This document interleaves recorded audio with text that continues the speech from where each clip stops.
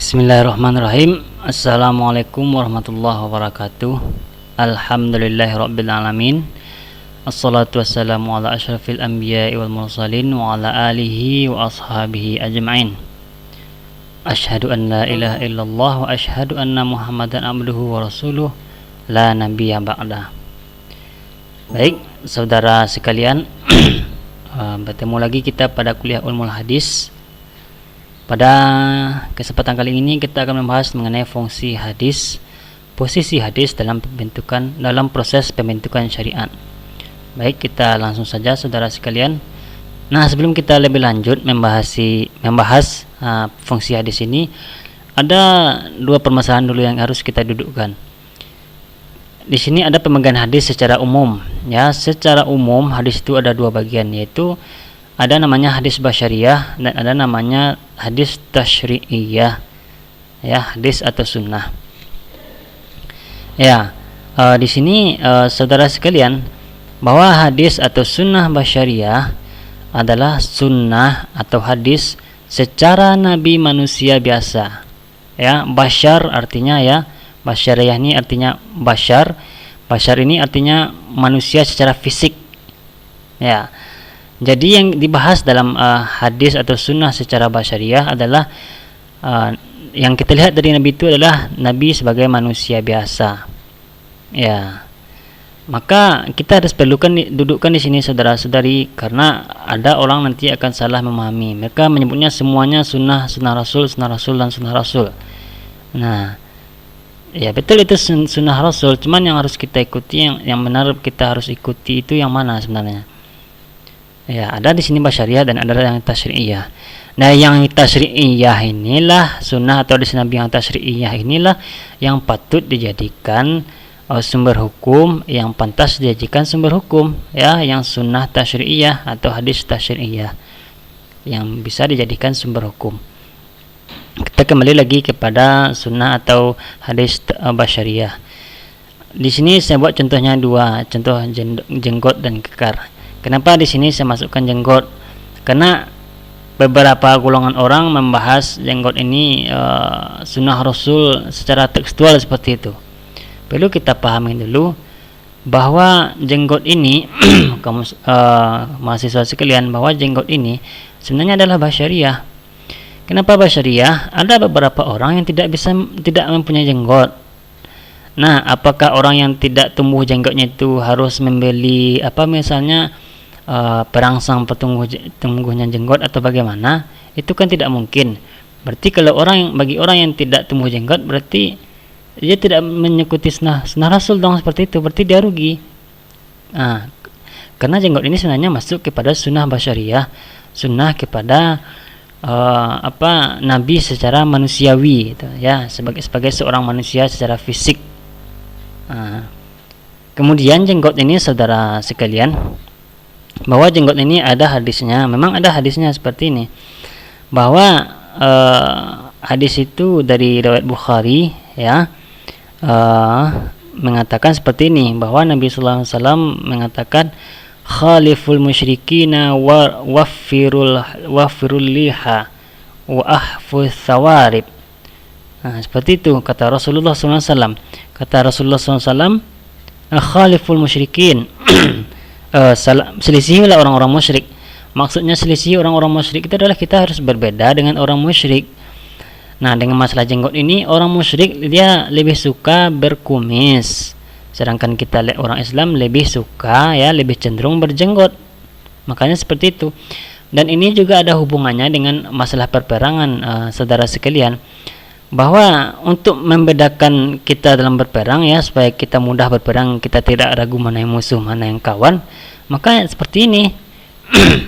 Itu juga istilahnya asbabul wurud. Asbabul wurud, alasan hadis itu muncul, ya, karena ada asbabul wurud, ya, karena supaya kita mudah dalam berperang, yang mencari mana yang musuh, mana yang kawan, maka kita orang-orang Islam berjenggot, orang-orang musyrik dia berkumis. Itu membedakan kita dengan orang musyrik secara fisik, ya, adanya jenggot bagi kita orang Islam, ya, kalau orang musyrik dia kumisnya panjang. Nah, perlu kita pahami di sini dulu, ya. Kata Rasul tadi kan selisihilah orang-orang musyrik atau berbedalah dengan orang musyrik. Kemudian panjangkanlah jenggot dan cukurlah kumis kalian. Itu kata Rasul. Itu hadis yang pertama. Ada juga hadis yang lain seperti ini. Apa kata Rasul? Qala Rasulullah sallallahu alaihi wasallam, khaliful musyrikin wa ahfuz thawarib wa auful liha. Nah, di sini perbedaannya adalah wa auful liha. Arti wa auful liha adalah peliharalah jenggot. Nah, memelihara jenggot ini bagaimana? Apakah memelihara jenggot tersebut membiarkannya tumbuh subur atau kita merawat jenggot? Ini perbedaan pendapat, perbedaan pemahaman. Nanti harus kita pahami betul-betul ya dari hadis Nabi itu wa auful liha.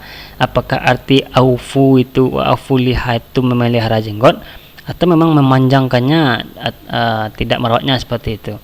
Kalau kita memanjangkannya tanpa merawat, berarti kita tidak memelihara kebersihan tubuh misalnya. Itu juga dilarang oleh Rasul. Makanya pemahaman jenggot di sini adalah pemahaman dari kata auful liha. Aufu itu adalah memelihara dengan merawat jenggot ini. Nah, jenggot itu adalah termasuk sunnah basyariah. Ya, sunnah basyariah. Bagi orang yang mengikuti silahkan. Nah, cuman sayangnya kebanyakan orang adalah mengatakan bahwa ini adalah sunnah Rasul yang harus kita ikuti secara tekstual. Itu tidak mungkin seperti itu. Bagaimana orang yang tidak mempunyai jenggot, yang tidak tumbuh jenggotnya sama sekali. Kemudian di sini ada tentang kekar seperti ini. Ada hadis dari riwayat Ummu Hani bahwa dia mengatakan tidak pernah melihat tubuh Rasul itu, kecuali tubuh Rasul itu dia bagaikan kertas yang dilipat-lipat, kata Ummu Hani. Nah, seperti ini. An Ummu Hani qalat, Ummu Hani ini berkata, ma ra'aitu batna Rasulillah sallallahu alaihi wasallam illa dzakartu qaratisal muthanna ba'daha ala ba'di, kata Ummu Hani.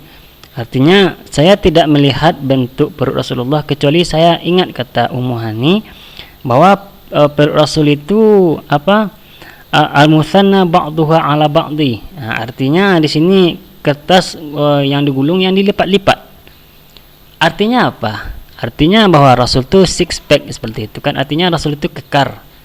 Ya, tubuh Rasul itu sangat atletis atau bahasanya ideal. Ya. Coba saudara-saudari lihat dalam kitab tasyri', ya, kitab tasyri' Islam. Karangan Imam Syekh Muhammad Al-Baydawi. Di situ sangat ada dijelaskan bahwa Nabi itu tidak terlalu tinggi, tidak terlalu rendah. Biasanya bahu Nabi itu lebar, biasanya tangan Nabi itu besar, istilahnya berotot seperti itu. Maka ini adalah sunnah basyariah namanya, hadis yang diriwayatkan oleh Ummu Hani tadi. Nah, bagaimana dengan orang yang gendut biasanya atau yang tidak kekar? Berarti dia tidak mengikuti sunnah Rasul. Berarti rugilah dia. Berarti ya Allah itu tidak adil jadinya kan, kenapa dia tidak kekar atau kenapa dia gendut seperti itu. Maka ini namanya sunnah basyariah. Ya, saudara-saudari, itu adalah sunnah Rasul nih kalau memang kita bilang seperti itu. Ya, orang yang kekar itu berarti orang yang mengikuti sunnah Rasul. Orang yang tidak kekar, orang yang tidak mengikuti sunnah Rasul. Nah, jadi kan kesimpulannya seperti itu. Berarti ya orang-orang yang tidak kekar berarti dia merugi dong, seperti itu. Makanya ini termasuk kepada sunnah basyariah. Ya, salah satunya lagi saya tambahkan contohnya mengenai pakaian. Sorban misalnya atau baju dalam gamis tersebut, ya, itu adalah basyariah, sunnah basyariah. Basyariah maksudnya sunnah tersebut muncul karena Nabi itu hidup di Jazirah Arab. Jazirah Arab tuh pakaian adat, pakaiannya seperti itu, pakai sorban, pakai baju panjang seperti itu. Ya, kalau lihat saja seperti ini bahwa Abu Lahab biasanya Abu Jahil, Abu Lahab itu dia kan orang musyrik. Dia pakai juga berpakaian seperti Nabi. Maka kalau kita katakan berpakaian sorban itu adalah pakaian Islam, maka itu sangat keliru sekali, sangat salah sekali. Bahwa sorban itu tidaklah pakaian Islam. Itu adalah adat dari orang Arab. Ya, yang Nabi hidup di situ. Ya, orang kafir pun, orang musyrik pun dia memakai sorban itu, memakai baju dalam atau yang namanya gamis tersebut. Itu yang dipakai oleh orang Arab yang Nabi hidup di sana. Nah, itu namanya sunnah basyariah. Sunnah yang dipakai Nabi secara Nabi sebagai manusia biasa. Dari fisiknya seperti itu. Jadi mari perhatikan antara sunnah basyariah ya atau hadis basyariah dan hadis tasyri'iyah. Nah, mana yang hadis tasyri'iyah? Maka hadis tasyri'iyah ini seperti yang saya jelaskan tadi, hadis-hadis yang di luar dari masyariah ini, tidak berbicara masalah fisik misalnya kan, atau masalah adat kebiasaan setempat. Itu namanya, di luar itu namanya tasyri'iyah, hadis yang bisa dijadikan pedoman hukum ya, sumber hukum. Nah, itu namanya tasyri'iyah. Ya, itu mengenai pemahaman awal dari hadis. Ini penting saudara-saudari, karena kalau kita tidak bisa membedakan mana yang basyariah, mana yang tasyri'iyah, maka ya kita misalnya khilafiyahnya atau berdebatnya di masalah yang tidak penting, tidak perlu. Kalau kita berdebat tentang masalah basyariah, ya itu tergantung kita masing-masing lagi. Kalau kita ingin berjenggot, ya silahkan berjenggot. Ya, tidak perlu juga kita mengatakan orang yang tidak berjenggot tidak melakukan sunnah Rasul biasanya, atau orang yang tidak kekar tidak melakukan sunnah Rasul, atau orang yang tidak pakai sorban dia tidak melakukan sunnah Rasul. Bukan seperti itu. Makanya kita penting mendudukkan pembagian hadis ini secara umum. Ada yang basyariah, ada yang tasyri'iyah.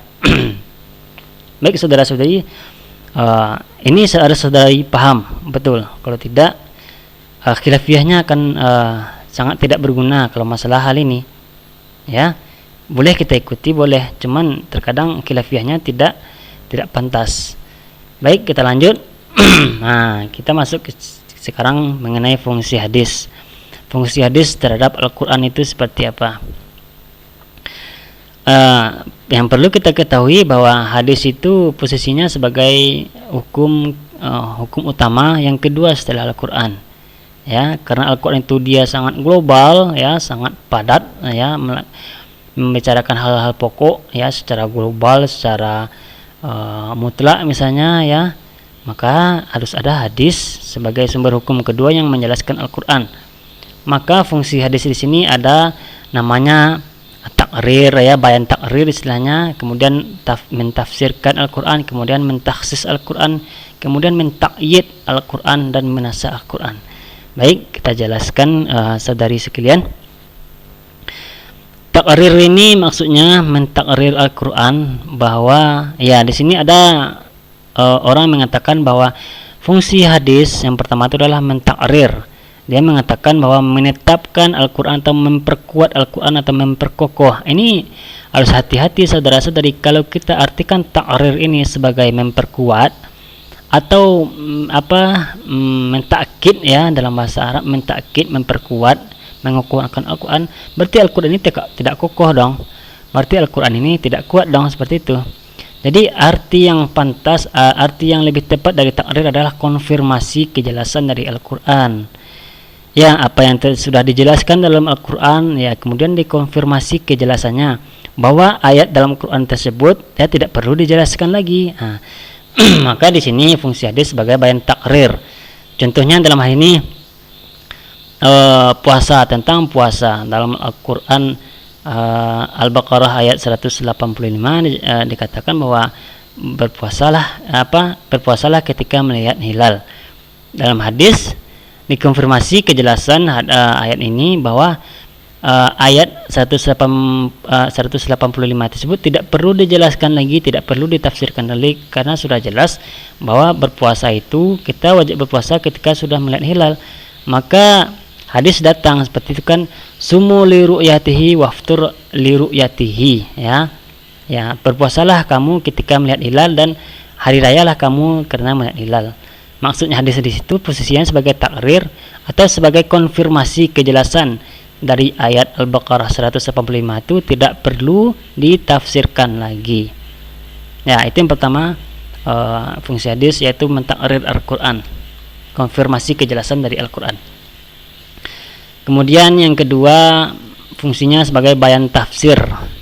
Bayan tafsir ini yaitu merincikan Al-Quran yang global ya, merincikan ayat Al-Quran yang bersifat global. Contohnya di sini saudara-saudari adalah tentang salat. Yang ada dalam Al-Quran hanyalah aqimus shalah, seperti itu kan, aqimus shalah, banyak ayat yang berbicara seperti itu. Aqimus shalah itu kan global, umum sekali. Kamu wajib sholat, kata Allah, kita wajib sholat. Nah, kemudian sholat itu seperti apa, kita tidak tahu. Maka datanglah hadis Nabi biasanya tentang waktu sholat, ya, tentang waktu-waktu sholat, kemudian cara sholat. Shallu kama ra'aitumuni usalli, kata Nabi. Nah, itu kata Nabi. Jadi fungsi yang kedua adalah menafsirkan, yaitu maksudnya merincikan ayat yang bersifat umum atau yang global. Jelas itu kan, contohnya seperti sholat tadi, dalam Al-Quran hanya aqimus shalah, kemudian dalam hadis dirincikan bahwa cara sholat itu kata Nabi usalli kama ra'aitumuni usalli. Jadi dijelaskan di sini.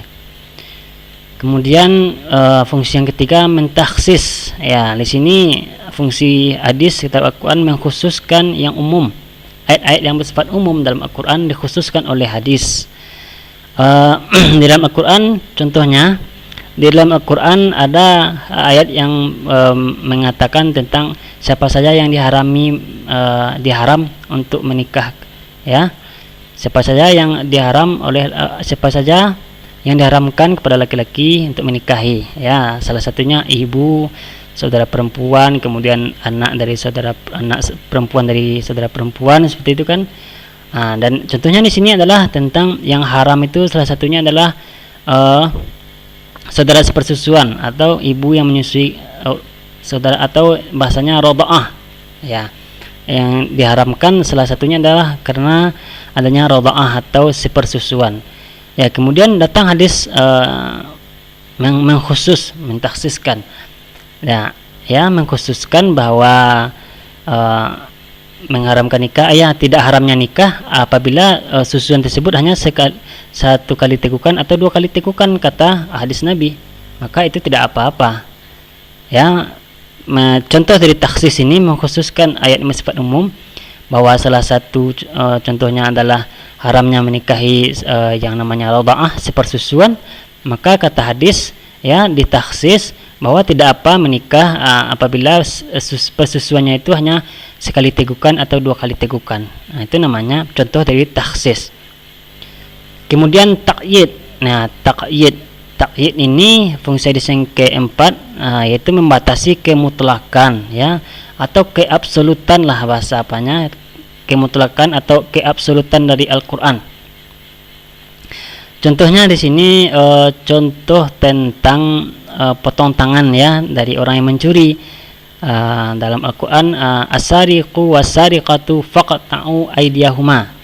Ya, dan disebutkan yang dipotong itu kanlah tangan. Tangan itu, ya, dari ujung jari sampai ke bahu itu namanya tangan. Ya, itu kan mutlak dari ujung jari, ya, absolut. Dari ujung jari sampai pangkal bahu ini namanya tangan. Jadi yang dipotong itu yang mana? Maka ditakyid lah, atau dikaitkan dengan syarat atau dengan ketentuan, atau dibatasi yang tangan itu yang mana. Maka datang hadis Nabi, maka ini potong itu adalah pergelangan tangan. Nah, itu adalah fungsi yang kelima, takyid, membatasi kemutlakan, ya, memberi syarat atau memberi ukuran kepada yang mutlak itu seperti apa. Kemudian fungsi yang kelima namanya nasakh Al-Quran. Nah, di sini saudara sekalian ada perbedaan pendapat. Ada ulama yang mengatakan boleh nasakh hadis terhadap Al-Quran. Ada yang mengatakan itu tidak boleh. Karena, ya, masa sumber hukum kedua menghapuskan sumber hukum pertama, itu logikanya orang yang menolak, ya. Kemudian orang yang pertama mengatakan itu boleh karena apa yang dikatakan Nabi itu juga wahyu. Kata Allah, wa ma yantiqu anil hawa in huwa illa wahyu yuha. Kata ulama yang pertama yang membolehkan nasakh hadis terhadap Al-Quran, ya, bahwa yang dikatakan Nabi itu tidaklah sesuai hawa nafsu, melainkan in huwa illa wahyu yuha, wahyu diwahyukan oleh Allah. Maka sebenarnya ini sama saja antara hadis dan Al-Quran itu dia setara, bahwa dia sama-sama wahyu, ya. Dan apalagi dalam hadis ini ada namanya hadis qudsi, hadis yang maknanya dari Allah, lafaznya dari Nabi, itu sama-sama wahyu. Ya, cuman ini dituliskan maka dia jadi Al-Quran, ini tidak, ya. Jadi ini adalah perbedaan pendapat para ulama. Ya, untuk lebih lanjut nanti bisa dilihat dari referensi lain. Ya, atau kita akan membahas lagi pada semester-semester selanjutnya. Nah, ternyata ini juga ada contoh, ya. Ternyata ini nasakh hadis terhadap Al-Quran ini juga ada contoh. Contohnya itu mengenai wasiat. Di dalam Al-Quran dikatakan bahwa apabila ada tanda-tanda kematian kan, apabila tanda-tanda kematian di salah seorang kamu, kata Allah, maka diwajibkan berwasiat kepada karib kerabat, seperti itu. Ya, kepada karib kerabat. Kemudian datang hadis la wasiyata li waris, kata Rasul. Wasiat itu tidak boleh diterima oleh ahli waris. Karib kerabat itu kan dia ahli waris. Di dalam Al-Qur'an wasiat itu harus kepada kerabat, karib kerabat. Sedangkan dalam hadis karib kerabat tidak boleh mendapatkan wasiat karena dia nanti akan mendapatkan waris. Nah, di situ ada contohnya di sini nasakh hadis terhadap Al-Qur'an tentang wasiat tadi. Kemudian lanjut. Nah, kemudian mengenai posisi hadis, ya. Kemudian mengenai posisi hadis dalam pembentukan syariah. Nah, dalam hal ini, ya, saudara-saudari sekalian, bahwa jelas posisi hadis ini sebagai sumber hukum kedua setelah Al-Quran, sebagaimana yang kita jelaskan tadi, bahwa fungsi dari hadis adalah akan menjelaskan dari hal-hal yang ada dalam Al-Quran, seperti itu. Kemudian yang menjadi fokus di sini adalah pokok di sini adalah kemandirian hadis ini dalam membuat hukum. Ini juga ada perbedaan pendapat para ulama. Maksudnya kemandirian hadis ini adalah hadis itu berdiri sendiri tanpa ada tanpa adanya pengaruh dari Al-Quran. Hadis itu berdiri sendiri tanpa ada pengaruh dari hal apapun, dia menetapkan hukum. Artinya bahwa hadis ini juga menetapkan hukum yang belum ada atau yang tidak tersinggung oleh Al-Quran secara langsung maupun tidak langsung. Nah, ini karena hal itu, karena hadis ini menetapkan suatu hal yang belum ada dalam Al-Quran, maka ada dua perbedaan pendapat ulama. Ada yang bisa, ada yang tidak bisa. Yang mengatakan bisa,